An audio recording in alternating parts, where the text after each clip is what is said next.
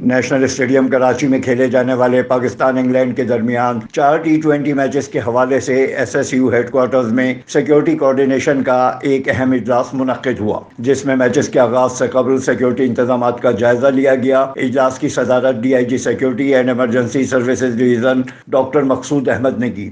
SP SSU، Azhar Mughal, army, Rangers اور PCB کے اعلیٰ حکام سمیت تمام اسٹیک ہولڈرز نے اجلاس میں شرکت کی۔ DIG ڈاکٹر مقصود احمد کو سیکیورٹی انتظامات کے بارے میں بریفنگ دی گئی۔ سیکیورٹی ڈویژن کے اہلکار بشمول SSU commandos, district police, traffic police, special branch, Sindh rangers, فوج اور دیگر قانون نافذ کرنے والے اداروں کے اہلکار نیشنل اسٹیڈیم کراچی، ایئرپورٹ، سڑکوں، ہوٹلز، پریکٹس گراؤنڈز اور دیگر مختلف علاقوں میں سیکیورٹی کے فرائض سر انجام دیں گے، جبکہ حساس مقامات پر ماہر نشانہ باز بھی تعینات کیے جائیں گے۔ DIG سیکیورٹی نے ٹیموں اور تماشائیوں کو فول پروف سیکیورٹی فراہم کرنے کا عزم کیا۔ Afzal Khan, C110 news, Karachi.